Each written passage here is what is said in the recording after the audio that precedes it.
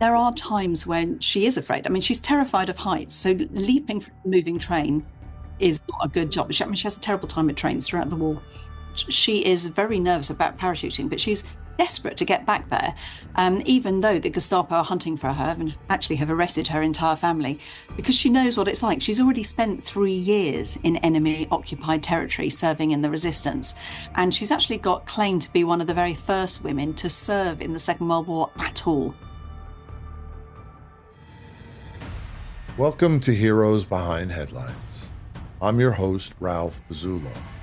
Our guest today is award-winning author, historian, and broadcaster Clare Mulley to talk about her excellent book, Agent Zoe, which tells the remarkable story of courageous resistance fighter Elżbieta Zawacka, aka Zoe, the only woman to parachute from Britain to Nazi German-occupied Poland during the Second World War. There, while being hunted by the Gestapo, who arrested her entire family, she established a military intelligence network, couriered microfilm across wartime borders, and as the only female member of the Polish elite special forces, the Silent Unseen, played a key role in the largest organized act of defiance against Nazi German occupation, the Warsaw Uprising. It's my great honor to welcome award-winning author, historian, and broadcaster Clare Mulley to today's episode of Heroes Behind the Headlines.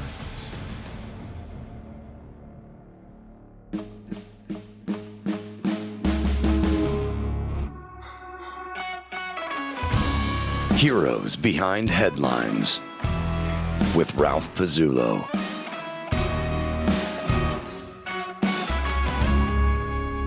I am a historian, an author, broadcaster looking at the Second World War.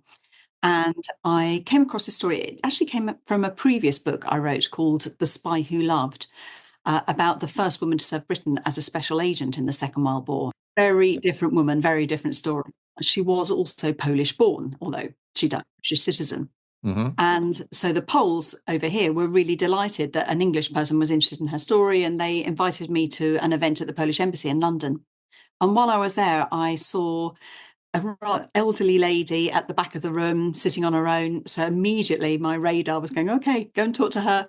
And I was asking what she was doing there. And she was a veteran of the Second World War. And she had served in the Warsaw Uprising, which was the largest organised act of defiance in occupied Europe against Nazi occupation. And she'd just been a 16-year-old girl. Wow. Her job had been to go out and get medical supplies, whatever was left, whatever she could find across the city, scavenge in the ruins, bring it back to the field hospitals, which were in cellars and basements. Yeah. And she went out one day and she managed to find 10 glass bottles of methylated spirits. And she was put them in her rucksack. She was running back and she was caught in a German incendiary bombing raid, so a fire bombing raid. Wow. And she could see buildings exploding around her. And she felt some shrapnel smash into her back, but she was saved because of these glass bottles. But then she felt one of them smash, and this cold methylated spirit soak through her shirt and into her back. And she said, Claire, I knew I wasn't going to make it because I was a petrol bomb at that point. But she just kept running. Wow. And she made it. She got back to the field hospital and all they said was, you've broken one of these. And I thought, my goodness, she's this extraordinary woman. I was so humbled by her story. Yeah. She said, what are you doing here? And I was just like, well, I've written a book about someone else who was fantastic, called Christina Skarbek. And she said, oh, yeah, Christina Skarbek was a really inspiring figure. But why didn't you write about Zoe? I mean, she's the real Polish heroine because Skarbek fought for the British. And I had to say, who's Zoe? So that was the first time I heard from this woman who was then in her 90s. And her story's not really been told over here. And so it was a real privilege and a real adventure as well to research and tell that story. So do you speak Polish? Were you able to go through the Polish archives? I did go through the Polish archives, but no, I do not speak Polish. I would make a terrible special agent. I've learned over several books, no sense of direction, no language skills. But I worked with, very kindly, the Polish Embassy in London set me up with a brilliant translator. So for my first trip to Poland to research Zoe, she lives in Krakow. So we went together And she didn't just translate documents. She helped me go through the archives, that sort of browsing work you need to do with someone. Yeah. We'd met first and I'd briefed her entirely on the project as I saw it. And we worked quite closely together. And then I had wonderful support from places like the Warsaw Uprising Museum, a fantastic museum in Warsaw. And they have a team of retired people who translate for the museum, for visitors. They just got in touch with me out of the blue and said they'd be honoured to do the work to get this woman's story better known internationally. So I worked with them, various people like that. And like in the war, in the resistance, it's a team effort. I really felt I was a team. Okay, so let's talk about Zoe, because Yes. what an incredible woman. If you could explain to the audience the situation of Poland before the war, because it was difficult from the beginning. Why did you pick this subject and why she is important in Polish history and in Allied history? She is an incredibly strong, amazing woman who put herself in danger, loved her country, loved her family, all of the attributes of a classic hero. I mean, I think you've answered the question there. I mean, I love the way the question kept growing, because this and this and this. I mean, because Zoe is just amazing. She's the only woman to parachute into Nazi German occupied Poland during the Second World War. And that's in 1943. And she is very nervous about parachuting, but she's desperate to get back there, even though the Gestapo are hunting for her and actually have arrested her entire family, because she knows what it's like. She's already spent 3 years in enemy-occupied territory serving in the resistance. And she's actually got claimed to be one of the very first women to serve in the Second World War at all, because on the 1st of September 1939, she was shaken awake by the force of an explosion that sort of shook the walls of her room. She was staying near a Polish air base. She's Polish. And she jumped up, put her uniform in. She was part of the pre-war Women's Military Auxiliary, and rushed down to enact the orders in the case of an invasion. So really, within the first moments, that was the start of the Blitzkrieg. That was the very start of the Second World War. And she's up in uniform in minutes. Wow. And undertakes action. So who was she and where did she come from? I think generally when we think about resistance in the Second World War, we tend to think about France, occupied France. Yes. And there is amazing history there, some of which I've written about. But we are much less good at remembering what happened in Eastern Europe. And of course, Poland was the first country invaded by Nazi Germany on the 1st of September, invaded by the Soviet Union, by the Red Army on the 17th of September. 1939. People often forget that the Soviet Union, of course, started in league with Nazi Germany. And it was only in 1941 that they changed sides and joined the Allies. So Poland they actually put up a very good defence early on. And they couldn't continue to fight effectively on two fronts, from east and west. But they never capitulated like many nations were forced to.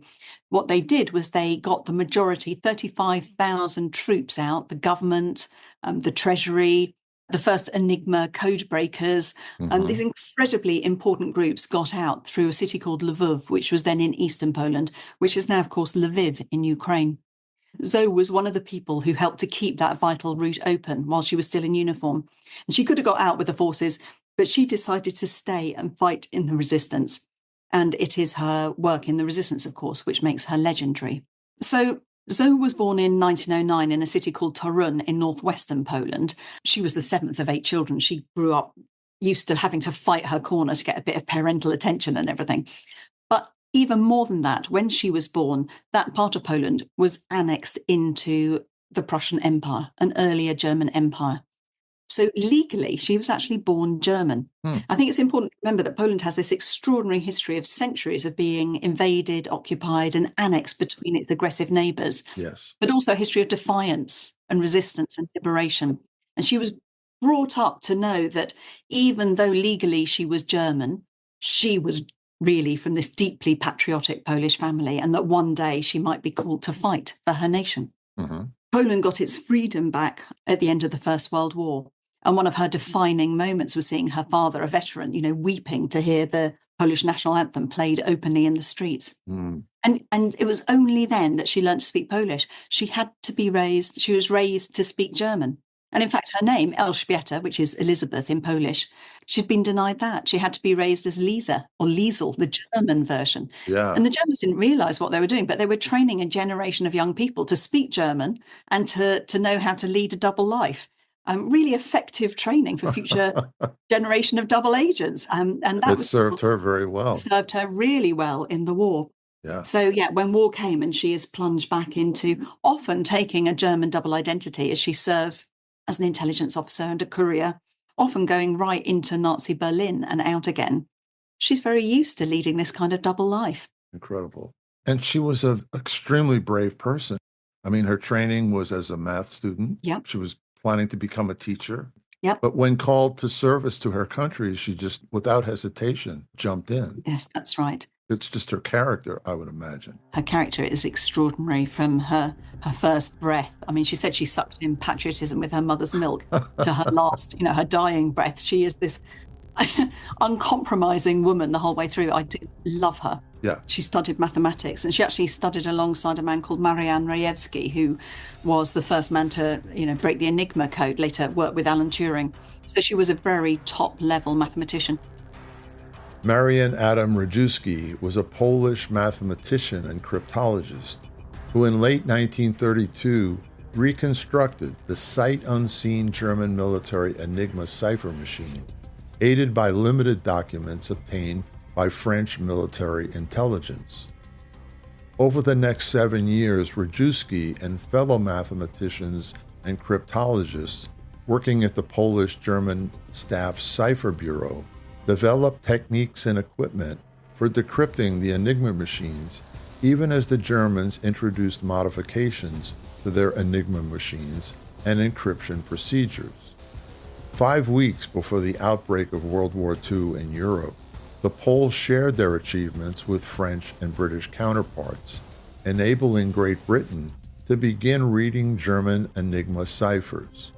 The intelligence gained by the British from Enigma decrypts formed part of what they codenamed Ultra and contributed, perhaps decisively, to the defeat of Nazi Germany. But it was while she was at university that she joined the Women's Military Auxiliary, which was not part legally of the Polish Armed Forces. It was like a voluntary female support function.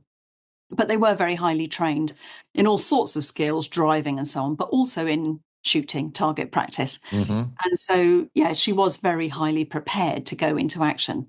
And her first role, she's providing shells and ammunition to anti-aircraft barricades and machine gun nests, and then making petrol bombs in the basement of a Lvov sports hall to keep off the enemy tanks. They were one of the most effective homemade weapons. So right from the start, yeah, she is playing a very military role on the front line. And then her role evolves and she becomes a courier. Yes, that's right. She befriends this sort of extraordinary group of women. They were very prominent. Farmstead Group, yeah. The first thing she did when she joined the resistance is she volunteered to set up an intelligence network. Mm-hmm. And so that was groups of women. They were all women that she recruited because women tended to be less observed by, especially early on, initially, by the German occupational authorities to their cost. Mm-hmm. Although when they found out what these so-called innocent women were doing, they tended to be very brutal in their response, of course.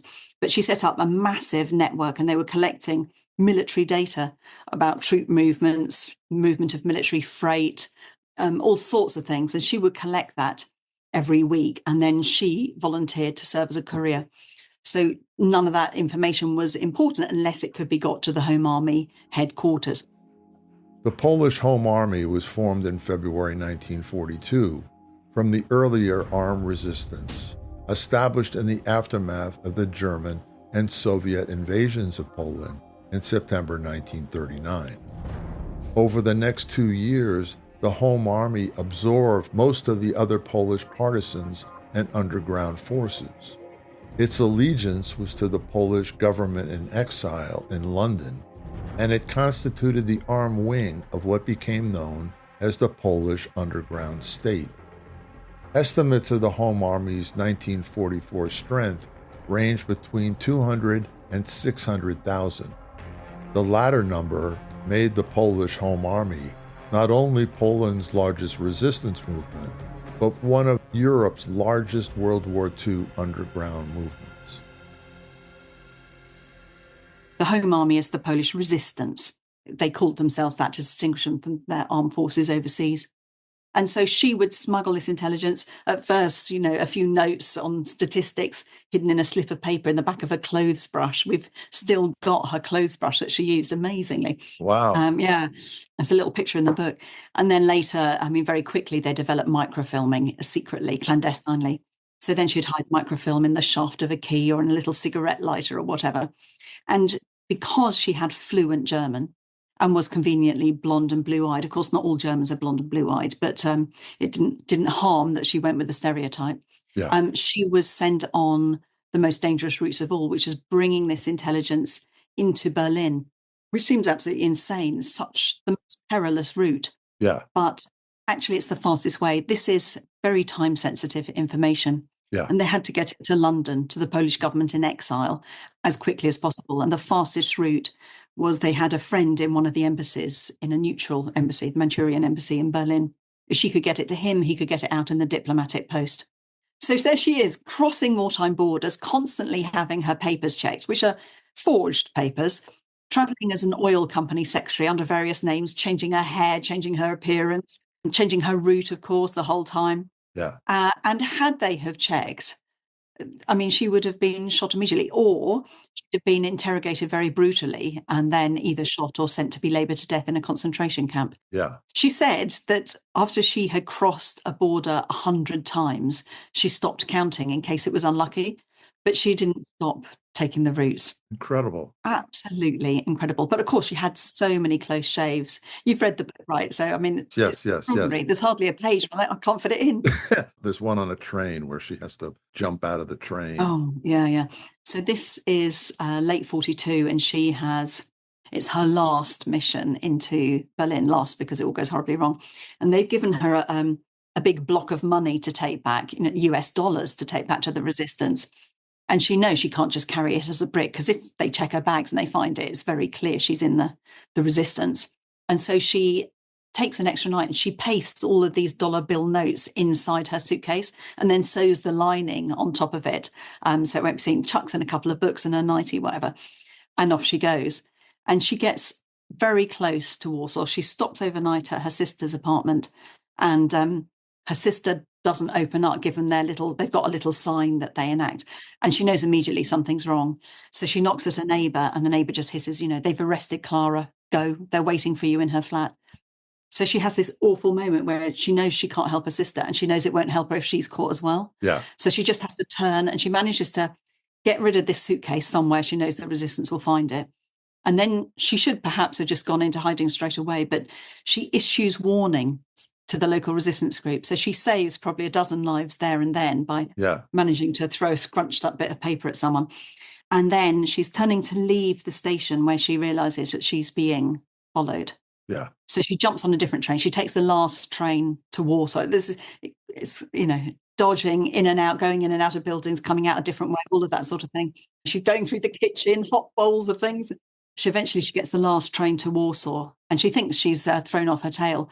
But no, this man gets in the carriage. She now recognises him and sits opposite her. She just thinks, what am I going to do? So in the middle of the night, while it's dark, she kicks off her shoes and takes her coat off and just sort of gets up as if she's going down the corridor to the toilet. And she looked out of the window and she could see telegraph poles whizzing past. The train wasn't slowing down. They weren't approaching a station. But she just thought, I cannot risk letting myself be caught and betraying my colleagues. Yeah. So as she got to the passenger door, she manages to get it open and she throws herself out. And one of the many things I love about her is she's just very funny sometimes. So she later told a friend, at moments of mortal danger like this, I thought of cowboy and Indian literature, which she really loved when she was a child. And she said these cowboys always seem to try and jump up to slow down their momentum. So she tried to jump up. Of course, she just landed really hard, really fast and cut herself up a bit. But she hadn't had her brain smacked out by a telegraph pole, and and she hadn't been caught by the Gestapo and betrayed her colleagues, and she got away again. Yeah, and you say 100 times. 100 times she crossed borders, at least that, yeah. Incredible. And she seemed fearless. Did she ever express in her papers? You sense whatever the task is, she's like, I can do that. Yeah, she's definitely determined above all. Yeah. And my subtitle is The Untold Story of a Fearless World War II Resistance Fighter. But I think it's wrong. I think courageous is a better word. Yeah. Oh, definitely courageous. Yeah. There are times when she is afraid. I mean, she's terrified of heights. So leaping from a moving train is not a good job. She has a terrible time at trains throughout the war. But also she has to learn to parachute. In fact, when they say, well, I'm sorry, you can't go back because there's only one way you'd have to parachute. And obviously ladies can't do that. Yeah. And that's like, okay, red rag to a bull. So she does have parachute training, but she's absolutely terrified about it. And, we've got accounts of people saying she was courageous rather than fearless. So I really should have changed that. But I think that makes her more human, she's not a machine just going out there, superwoman, laugh off. She's not that. She's not a trained special forces soldier. Well, she had this pre-war training in the Women's Military Auxiliary, but it's not the full caboodle. But yeah, I mean, she is scared often, but she's always more patriotic, more determined to serve, more determined to save her friends and colleagues than she is about her own neck. So she does it anyhow. She makes at least 2 trips to Great Britain that are extremely important. When she gets to the UK, she's sort of disappointed with the Polish government there. There are very different perspectives come to play. So that's right. So Zoe reaches Britain on May Day 1943 after this extraordinary journey of nearly 1,000 miles of occupied territory through occupied France, hiding on trains, being thrown out of hotels, shot at in the Pyrenees. It's just remarkable. Anyhow, she arrives in May Day and she's brought down to London and interrogated by the British, because anyone coming from occupied territory, she knows that the Polish government has said who she is, but the Brits interrogate her first. And then she goes into the British National Archives. And the first memo is just fantastic. It's from her MI6 interrogating officer. And he just writes, she was rather reluctant to pass the information on to me. Because, of course, she wants to give it to the Poles first, Sure. She does share it all with the Brits afterwards. Yeah. Anyhow, so there's a bit of that. But then the Poles, she's set to work with a man called Kazimierz Bilski, whose code name is Rum, because that's his favourite tipple. And he's this wonderful character, incredibly brave man. He served in the 1939 September campaign, served again in the Battle of France. When France fell, got his unit to London, and he's been creamed off to serve in the Polish elite special forces, who are known as the Cichociemni, which means the silent unseen. Mm-hmm. And he's used to a lot of praise from his boss, admiration from his colleagues, adoration from the ladies. Right. And so it's just like, we need to sort out these systems, the processes aren't working, we've got to do this, that. And he's just like, hang on a minute, who is this captain in a skirt? He's a man of his times. He's not used to a woman knowing more than him. And the problem is, there's been lots of delays. One of the things she's been sent out to achieve, 2 missions she's been sent out to undertake, as well as bring a load of microfilm. And one of them is to sort out the problems with the courier routes. So these are land information routes. They send what they can by wireless, but they can't send maps or stolen documents or whatever by the radio. So they have this system that she works for land courier routes for smuggling information. And he's running the London end. And there's loads of delays and problems with it. And the commander of the Home Army is just like, sort it out. What's going on? Right. So she talks to Rum, who's in charge, and he's just a bit offended that this woman is questioning him. What should she know? But the problem is, at one point, he thinks he'll soften her up and he flirts with her. They're in St. James's Park. It's sunny. There's American GIs with the British girls on the lawns. It's all very lovely. And he suddenly reaches into his pocket and he flourishes a pair of silk stockings at her. And he said her reaction was startling, because Zoe knows that the only women wearing silk stockings in Poland are the wives of Gestapo officers. Right. Nobody can get silk stockings. They haven't for 3 years. Nobody can get enough food. Right. Okay. People are starving. And she realises he's got absolutely no concept of what it is like to work in occupied territory. She's always imagined that the guys in London are working through the night, like their teams are. Right. But they clock off at 5 o'clock on a Friday and start work at 9 o'clock on a Monday morning. And that's what this problem is. Mm-hmm. And so she sorts him out in short. Yeah. And whenever I'm interviewed by a fella, he always says, oh, she was pretty tough. She was very harsh. If I'm interviewed by a woman, they go, it's really great the way she was so professional and efficient and organised. And I think it's really interesting. I mean, he obviously had no concept of the conditions she was working in. And it took her a while to realise he is brilliant. He is brave. He is a very intelligent man, but he just doesn't have the experience. And she's not perhaps the most diplomatic. Yeah. But they actually end up having sorted out their problems, They become good mates, and they actually serve alongside each other a year later in the Warsaw Uprising and learn to respect each other. So it's a lovely story. And it certainly shows the difference of perspectives. Yeah. The people in London, even though they're Polish, they're not living the daily life of fear. Unless you'd experienced occupation, you wouldn't know. That's right. And then she has to undergo parachute training, and she's somebody who's afraid of heights. Yes.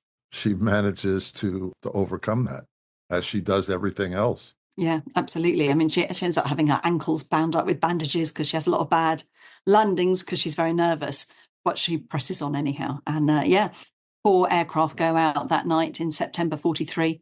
3 of them turn back because the flak is so heavy. Hers goes on, and she can actually heard that must have been a horrible metallic pinging sort of fairground sound of shrapnel, whatever, hitting the fuselage of the plane. But they pressed on, and she parachuted back that night. There are people on the ground waiting for her. What happens when the first man gets to her? Obviously, it's in the middle of the night. She runs forward, does her training, tries to scoop up her parachute. And the reception team, this guy comes running out to help, puts his arm round.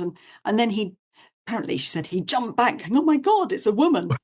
Because none of them were expecting, a woman. He said, right. He said that he was very gallant and bowed and kissed her hand. She said he jumped back like she was a bunch of nettles. But, I mean, it didn't matter. They just carried on. Right. And I think he soon said, she was quite efficient and abrupt, and soon he just treated her like any other soldier, which, of course, is exactly how she should be treated. Some of the other extraordinary women that she was dealing with, particularly Amelia Melessa. A fascinating character. Yeah, I thought she made a wonderful foil for Zoe. Very different women. I wanted to portray, I mean, Zoe achieved so much, but she was always very conscious that she didn't do it on a vacuum. She didn't do it on her own. They were part of this very strong group of women who played all sorts of different roles. So it was wonderful to bring them in. So there's one who's a doctor, Zofia Franio, but who also leads the Polish women's sabotage groups, these groups of 5 girls that go out. They're known as the bombs, who go out and blow up walls or whatever needs doing. And Amelia is another of these women. And she is the head of the farmstead group. We mentioned farmstead. That's the overseas land courier groups. And she's she's incredibly glamorous, very beautiful woman, has had a string of husbands and lovers. And Zoe's a little bit intimidated when she first meets her. And not many people can intimidate Zoe. But they become very firm friends because they work very closely and they recognise how brilliant and efficient they are. Amelia has a weakness which Zoe doesn't, which is this need for romance in her life, and that can be compromising and can lead to security issues and so on. So there is an interesting contrast between them there, but they may remain very good friends. I mean, there are wonderful stories. Amelia, halfway through the war, she marries a partisan leader called Jan Pivnik. Ponuri is his code name, which means grim, as in the Grim Reaper. He's a real hero. He leads a partisan group in the mountains. When they get married, they go up to the mountains together and spend their honeymoon. And Amelia told Zoe that he threw an elk skin on the ground and they lay down. He threw another one on her and they had this romantic, a little bit away from the lads, a different part of the trees. Right. And then Amelia woke in the night and she saw a belt of stars above her, and she tried to move her head to look at the stars, but she couldn't. She realised that her hair had frozen to the ground and she was completely stuck there. I mean, that's the kind of conditions they were in. Incredible. So yeah, they have a really lovely friendship as they come together and go apart and meet again. And all of the women, the Dr. Franio, Amelia Melessa, Zoe, all of them, there's a few, they all end up serving together in the Warsaw Uprising. So their stories all come together there. And I wanted to talk about the diversity of the women's military contribution there as well. Amelia is a little more romantic person, certainly with men. And there ends up being a betrayer, a Judas in the group. Yeah. Zoe doesn't like from the beginning. Yeah, that's right. So it is a fella. I mean, there are a lot of men that worked alongside them who are incredibly brave and heroic and get recognition in the book as well. It's not just a book about the women. They obviously served alongside the men, and that's reflected too. But it happens that the man who betrayed the farmstead group, he was apparently this Czech-born guy, distrusted by a few of them, but a lot of the people there, I mean, nobody is perfect. And in a time of war, they needed people with the contacts and the language skills and who knew the routes and all sorts of things. And I imagine you don't have time to do background checks on everybody. There were some sort of checks, but it's kind of fairly limited in this emergency situation. So, yeah, it's not a whole risk analysis. Mm-hmm. Anyhow, yeah, he unfortunately betrays them, and it's this horrendous roundup of people. One of the most upsetting parts of the book for me to write. A lot of the women lose their lives, and some of them are incredibly brave on the way out. We've got a record of one of them. Somebody passed her. She was selected for execution. Somebody just passed her the stub of a cigarette through their cell, and she took it, and she was like, funny to think this is the last drag I'll have. Others who left their hat when they were arrested just left the hat in the hall of their building. And afterwards, members of the resistance found that they had got hidden microfilm inside their hat, and they'd left it. And their last thoughts was to protect and serve, even as they knew. Yeah. Incredible stories. So it's absolutely horrific. And Amelia and Zoe are not caught up in that, and then they are the ones who uncover who the traitor is, and so on. So yeah, it's a dramatic story. Amelia Malesa was born of Polish parents in the Russian Empire and moved back to Poland to finish trade school and later worked in the main statistical office in Warsaw. After the German invasion of Poland, she joined the Women's Volunteer Services, where she worked as a driver and organizer for logistical supplies to field hospitals. In mid-October 1939, she joined several underground organizations and later the Polish Home Army. Until the end of the German occupation, she was the chief of the communications cell, Zagroda, attached to the main headquarters of the Polish Home Army. Sometime in 1943, she married John Hewitt, one of the silent unseen elite special operation paratroopers and a famous anti-Nazi partisan commander. Amelia organized one of the most efficiently functioning departments of the Home Army headquarters. Although organizing contact with foreign countries required logistical genius in the occupation conditions, she managed to create a system in Warsaw consisting of about 100 couriers sent to the West. Let's talk for a minute about the circumstances that lead up to the dramatic Warsaw Uprising, because this didn't come out of nowhere. There was a reason why they were in this desperate situation. Poland had been occupied since the end of 1939, and they always planned to have a national uprising. They wanted to liberate their own country. But it was very highly prepared, had to be very well organised, didn't want to just be crushed. And it was very detailed, the plans of it. So they set the uprising date for the 1st of August, 1944, 80 years ago this year. The idea was they waited until D-Day had happened. I mean, obviously, Poland had been contributing masses because their armed forces had got overseas, their navy was used, their pilots, among the most successful in the Battle of Britain. So, I mean, enigma, just the whole of that was so valuable. So they're contributing anyhow, but they now want to liberate their own country, and they wait until the Allies, the Western Allies, are back in Europe after D-Day. So that's June 44. They're pushing the Germans back towards Berlin from the west, but also the Red Army is coming down from the east, the Eastern Front, pushing them back, pushing the Germans back as well. And Moscow radio has been blaring out, Poles, rise up, liberate your country, join the fight. If you don't, you're as good as collaborating, sort of thing, and kind of, really pushing them, pushing their honor as well. And semi-threatening as well. Yeah, very threatening as well. And the Poles know, I mean, at the start of the war, Soviet Union had been in alliance with Nazi Germany and had invaded their territory and had annexed the east of Poland off. So they know very well that the Soviet Union has an interest in their land, their territory. Yeah. They rise up on the 1st of August, and they think it will take 2 days, but they have made preparations, so they are ready to last for 2 weeks.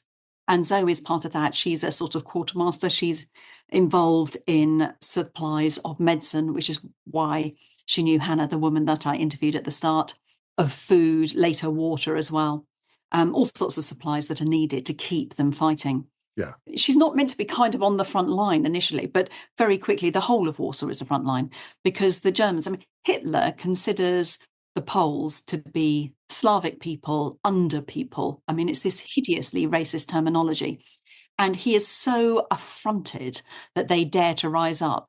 It's not like the French in Paris that they think, oh, maybe there's some architecture there that should be preserved or cultural centre. And Poland, of course, was known as the Venice of the East. I mean, Warsaw was absolutely beautiful. And he just said to destroy everything. And he said, man, woman, soldier, civilian, child, kill them all. And that was basically the German war plan. So while Poland was fighting, Paris was liberated, various other capital cities were liberated, but Hitler would not concede Warsaw to liberate itself. Yeah. And so it becomes this incredibly courageous, inspiring, brutal, and eventual defeat. They last for just over 2 months. And of course, it's made much worse because when the Soviets reach the outskirts of Warsaw, they just encamp. They don't come in to aid their allies. And they actually make it worse because they refuse to let Western planes coming in from Italy, once we've got a foothold there, they're coming in from... Awful. Yeah, they're flying in from Monopoly, but they can only go so far because they can only take so much petrol. Right. And the Soviets refuse to let them use Polish airfields that they've liberated in the east, even though we're all meant to be allies, because it doesn't suit Stalin's purposes, does it, to help. He'd much rather the Germans and the Poles just fought it out between them for a while. So it's this extraordinary encounter. As I said, it's the largest organised act of defiance against Nazi German occupation. And one of those many achievements is that while she's in London, she's also been asked to get legal military status for women serving in the Polish Home Army. Yeah. And nobody there can really believe it, and they don't help her, Right. But she drafts the legislation anyhow. And then at the last few days of the Warsaw Uprising, the commander-in-chief of the Home Army signs this legislation and he makes it into law, which means that the women in the Home Army, the women in the Polish resistance, have legal military status as soldiers, which doesn't just mean they could have received pay or pensions or rank, all of which would have been very important for the last few years. It also vitally means that under the Geneva Convention, they actually have some level of protection. And Germany, the only time in the Second World War, now opens up prisoner of war camps for women. Previously, women found fighting would just be shot or sent to a concentration camp because they couldn't legally be soldiers. But now they have that legal status. And so tens of thousands of women are sent. They actually have to open up 2 prisoner of war camps just for women because there are so many of them who've been serving in the Warsaw Uprising, and their lives are saved. And that is because of those work. It was a lot of women who were saved. There was a lot of women, and I've met quite a few of them. So, it's remarkable. And, it's history still within touching distance like that. And it feels so resonant today as well. So absolutely. And she survives. She's one of the few who actually survives the uprising. She immediately kind of regroups. They're so demoralized after that, as you can understand. But she's so intrepid. She's kind of like, no, we got to carry on. She basically never stops fighting. She could have gone out with her head held high. Rum, the guy from London, she sees him leaving with his unit to go into prisoner of war camps. He had actually married a woman, in fact, Zoe's female driver, in London beforehand, and he ends up living in London later on. But Zoe refuses to leave while there's still any work to be done. So she actually takes the last orders from the commander of the Home Army and undertakes one final mission. So, she refuses to ever stop fighting. And she doesn't even after the war. Incredible. So now the Poles have the indignity, once the Germans surrender, they have to deal with the Soviet Union, who has occupied most of Poland. And they're caught in this situation. I mean, the rest of Europe is sort of rejoicing at their liberation. Exactly. And the Poles are kind of like, what about us? We helped you out. They were very heroic. They fought for the liberation of Europe, and now they're kind of forgotten. Yeah, I mean, well, at the end of the war, of course, on VE Day, we've all got jam tarts and little flags up and celebrating. And Poland is left, I suppose, not occupied by the Soviet Union, but with a Soviet-imposed communist regime. Yeah. And the first thing they do is they round up the key resistance leaders. They invite them to a meeting. They send them off to Moscow for a show trial, and none of them survive. And then they start on the next level, round them up, because they don't want to have people who might lead resistance against this Soviet-imposed communist rule, this puppet government that's been imposed on them. So the Polish government in exile actually keeps in London. They never concede their authority. They keep their seals of state in London. But in Poland, they have, right through till the end of the 80s, start of the 90s, they have this imposed regime. And to an extent, Zoe is fighting against them. She's actually fights against martial law. She's arrested in 1951. I mean, one of the great ironies of her story is that she's a hair's breadth from being arrested by the Germans throughout the Second World War, and always manages to get away. Yeah. After the war, she's arrested by her own government, the Polish government, the communist Polish government. Yeah. And they sentence her to 10 years in jail. And one of the most remarkable interviews I did was with a lady who shared her prison cell. The lady I interviewed had been a teenager at the time, and she remembered, Zoe incredibly well. Zoe kept them all going, these young girls. A lot of them had never had a decent education because their whole life had been disrupted by war. And she taught them maths and even writing, and just taught them to have a sense of self-worth and to keep their courage going. So she was, a very vivid presence in these women's lives. Wow. And then she was arrested again in 1976 by the authorities for seditious work, as in she was trying to keep an honest record. She was collecting testimonies of the people who served, and the story was rewritten by the Soviets. No, she was very insistent. One of the things that I love about her is that she was insistent on preserving history. So she wanted to get all of the accounts of the underground resistance and preserve those. And she was very dedicated to that. You can still see all of her little notes made on the backs of envelopes in this very spidery writing. And it's all still there in Torun, her hometown, in an archive. Torun's a beautiful sort of medieval walled garrison town here. It wasn't destroyed like Warsaw. No, because it was that part that the Germans annexed into the Third Reich. So they didn't bomb it. They said it's always been ours, they said. Anyhow, so long disputed territory area. Anyhow, it is stunning and worth a look. And her archive is there. And you can see her armband that she wore in the Warsaw Uprising it looks like a blood stain on it. Wow. You can see all sorts of stuff. It's really extraordinary. So yeah, she kept fighting. She fought with Solidarity. She's getting on a bit then, but she served with them. And I even managed to interview Lech Wałęsa, who was, of course, the union leader at the Gdansk shipyards, who led Solidarity and helped to bring democratic freedom to his country. And he remembered Zoe, and he had given her Poland's highest honour. Yeah. So in the early 90s, she finally got that honour. And what really meant something to her is he promoted her to general. So when she died, Brigadier General retired, which is just perfect. Wow. And through all the degradation and difficulty she went through, it never seemed like she lost her faith in humanity or love of her country. Yeah. She lived until she was 99 years old. Yeah. Absolutely remarkable. Yeah. Just 2 weeks shy of her centenary. Yeah, most of the book is about the Second World War years, but I did think it's important that we recognise this incredible post-war role that she played as well. Absolutely. And she never became a dull old woman. I was a bit worried about years of playing bingo. She doesn't do bingo, She's constantly having a go at people, sorting things out. Yeah. And she's hilarious. And she just made me laugh so much. So I met some women who worked with her. One of them said, we had to have a code for when she was in a difficult mood. We'd say, oh, Zoe's got her general shoes on. And then we knew to, be a bit cautious around her. So, she was really going for it right till the end. What an extraordinary person. I would imagine in Poland today, she is one of the heroes of the Second World War. Well, she is recognised. She died a general, as I said. She was given a state funeral with a flyby, all that sort of thing. Yeah. There's a couple of monuments to her, most notably in Torun, her hometown. She actually paid for a monument to the women who served in the Warsaw Uprising, which is a pillar just outside the Warsaw Uprising Museum, which she paid for herself out of her pension, because this is what mattered to her. But I think she could be better known. Yeah, I agree. I'm delighted the book is being translated into Polish now. It'll come out there next year. That's very exciting. Whether you're interested in women's heroism or Polish history or World War II resistance, it works on so many levels. Congratulations. Thank you so much. Getting on a plane in a couple of days, giving a few talks.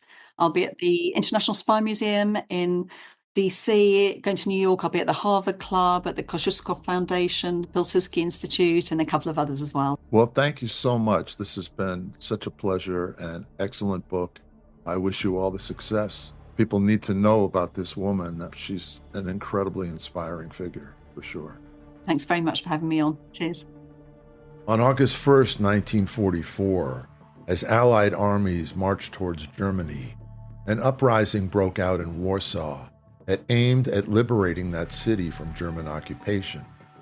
The Soviet Red Army, which was approaching Warsaw from the east, not only did not help the Polish insurgents for weeks, they also hampered the support efforts of the Western Allies to help the Poles. Over 63 days of brutal fighting against the Germans, over 15,000 Polish Home Army fighters died, along with 250,000 Polish civilians. In territories occupied by the Red Army, Home Army soldiers like Agent Zoe, who had been fighting against the German occupiers for years, were arrested by the Soviets. Many of them would be murdered while others were put in camps and prisons. The defeat of the uprising and suppression of the Home Army enabled the pro-Soviet Polish administration, instead of the Polish government in exile based in London, to take control of Poland afterwards. Poland would remain as part of the Soviet-aligned Eastern Bloc throughout the Cold War until 1989. I thank historian, author, and broadcaster Clare Mulley for her excellent book, Agent Zoe. It's my honor to name her and Polish hero Elżbieta Zawacka, aka Agent Zoe, as today's Heroes Behind the Headlines.